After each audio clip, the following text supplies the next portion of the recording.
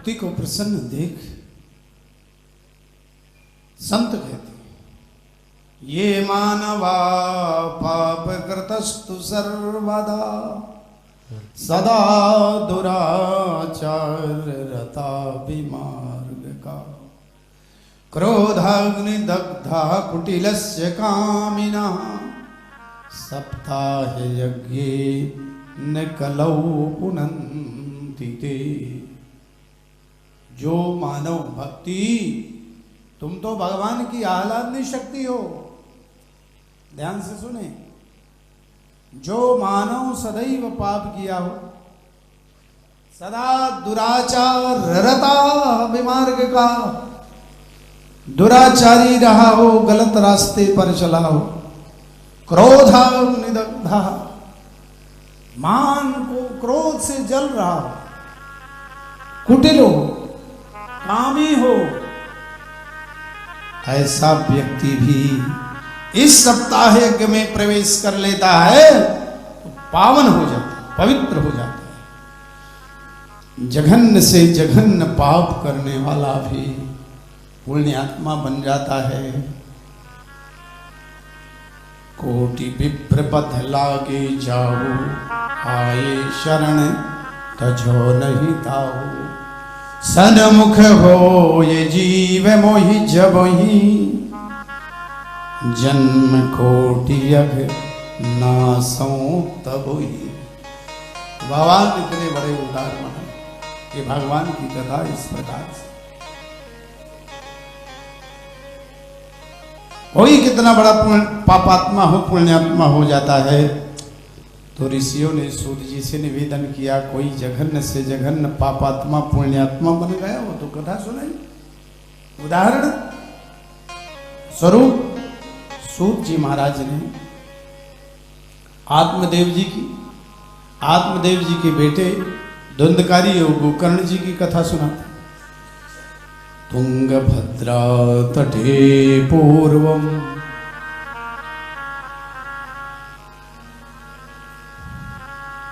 तुंगभद्रा नदी के किनारे उत्तम नगर का नाम का गांव, यही कहीं महाराष्ट्र में। अत्र ते कीर्तिस्यामि इतिहासं पुरातनम्, यस्य श्रवण मात्रेण पापहानि प्रजायते। तुंगभद्रा तटे पूर्वो बभूत्पत्तनमोत्तमम्, यत्र वर्णा स्वधर्मेण सदसद्धर्म तत्परा। आत्मदेव पुरा तस्मिन् सर्ववेद विशारदः, श्रौतेष्मात् निष्णातः द्वितीय इव भास्करः। आत्मदेव तुंगभद्रा नाम के किनारे, नदी के किनारे उत्तम नगर का नाम से एक गांव, वहां ब्राह्मण रहते हैं आत्मदेव जी।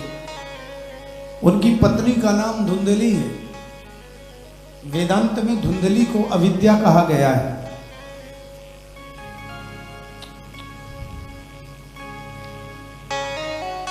आत्मदेव जी महाराज निरंतर आत्मचिंतन करते हुए इतने विद्वान हैं।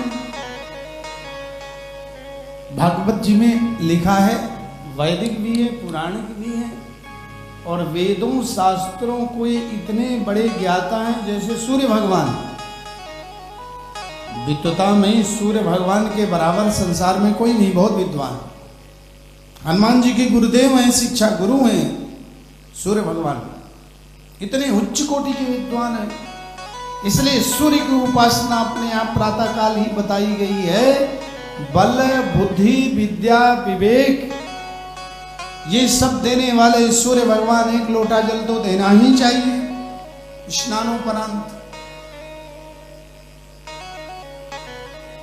तो आत्मदेव जी कैसे हैं? इतने विद्वान हैं जैसे सूर्य भगवान, लेकिन उनकी पत्नी कैसी है? धुंधली। जो संसार के कार्यों में दक्ष हैं, भगवत स्मरण पूजन पाठ यज्ञ होम जब तप में रुचि नहीं है। बहुत समय व्यतीत हो गया, आत्मदेव जी की कोई संतान नहीं हुई। आत्मदेव जी ने बहुत उपाय भी किए, फिर भी संतान नहीं। पूजा पाठ भी किया, सब कुछ किया, संतान नहीं हुई। बड़े दुखी आत्मदेव जी महाराज। धुंधली को कुछ भी नहीं फर्क पड़ा। एक बार आत्मदेव जी ने मन में विचार किया, चलो अब प्राणांत कर देते हैं अपना, संतान नहीं है। धिक जीवनम संततिर बिना, संतान के बिना जीवन धिक का, चलो शरीर छोड़ देते। तो आत्मदेव जी महाराज शरीर छोड़ने के लिए गए जंगल में। तालाब था, मेड़ पर बैठे थे, मन में विचार कर रहे थे कि कैसे प्राण निकाल दें, कैसे प्राण त्यागे। तालाब के मेड़ में बैठे हुए ऐसे ब्राह्मण को देख भगवान को दया आई, तो भगवान पधार गए। भगवान किस रूप में आए? भगवान संत रूप में आए, दंडी वेश में आए। और ब्राह्मण देवता से कहने लगे, ब्राह्मण देवता क्या बात, क्यों दुखी हो, अपने दुख का कारण बताओ। तो ब्राह्मण देवता ने बताया, मेरे कोई संतान नहीं है, इसलिए मैं प्राण देने के लिए आया। संत कहते हैं प्राण क्यों दे रहे हो, तुम भी संत बन जाओ, तुम भी संत बन जाओ, प्राण मत दो। ब्राह्मण देवता ने कहा, मुझे पता है, पुत्रादे सुखहीनोऽयं संन्यासः शुष्क एव च। गृहस्थी में यदि पुत्र नहीं है तो सन्यास भी शुष्क है। गृहस्थी में पुत्र होना भी आवश्यक है। अर्जुन को चिंता हुई थी कि महाराज इस महाभारत में मेरे सब वीर गति को ये सब प्राप्त हो जाएंगे, ऐसे आगे वंश कैसे चलेगा, ये अर्जुन को भी चिंता, इसलिए युद्ध में नहीं करूंगा।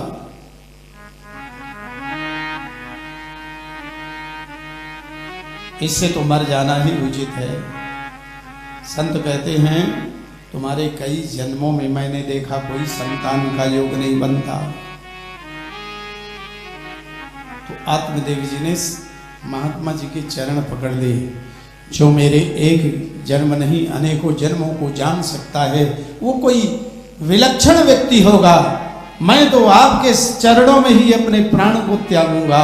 अच्छी जगह मिली है, या तो आप मुझे संतान दिलाइए या आपके चरणों में ही प्राण त्यागूंगा। महात्मा जी तो कल्याण करने के लिए आए थे। महात्मा जी ने झोली में हाथ डाला, फल निकाला। इस फल को पत्नी को खिलाओगे, बहुत श्रेष्ठ बेटा होगा। महात्मा जी अंतर ध्यान हो गए और आत्मदेव जी उस फल को लाकर अपने पत्नी जी को दिया। इस फल को खाना। पत्नी ने फल को नहीं खाया, तमाम दुनिया के बहाने करके उस फल को, बहन ने कहा इस फल को मत खाओ, मेरे बेटा होना है, मैं तुमको दे दूंगी, तुम काहे को परेशान, तुमको फ्री का बेटा मिल जाएगा। और बहन कितनी चतुर, मैंने भी बहुत चतुर होती, इसके बेटा ना होगा तो मेरे बेटे को ही इसकी प्रॉपर्टी मिलेगी। इस मोह के कारण उस फल को नहीं खाने दिया। और उस फल को क्या करें, कहा इस फल को चलो गौ माता को खिला देते। संत के फल का जो अधिकारी था वो कौन, गौ माता। गौ माता को खिलाया। कालांतर में धुंधली की बहन के बेटा हुआ, वो दिया छिप। आत्मदेव जी को पता चला तो आत्मदेव जी बड़े प्रसन्न हुए कि मेरे बेटा हो। बेटे का नामकरण रखा। धुंधली ने अपने समान बेटे को कहा, मेरा बेटा मैं धुंधली और मेरा बेटा धुंधकारी। तो धुंधली का बेटा तो धुंधकारी हो, लेकिन गौ माता का बेटा, गौ माता का बेटा ही गोकर्ण होगा। माता पिता के संस्कार संतान पर बहुत बड़ा असर करते हैं। देखो, मां के संस्कार में जाने वाला धुंधकारी हुआ और पिता के संस्कार में जाने वाला गोकर्ण। धुंधकारी थोड़ी बड़े हुए 3 महीने बाद गौ माता ने बच्चे को जन्म दिया। गौ के समान बड़े बड़े कान थे, इसलिए नाम पड़ा। बोलिए गोकर्ण महाराज। दोनों बेटे बड़े हो गए।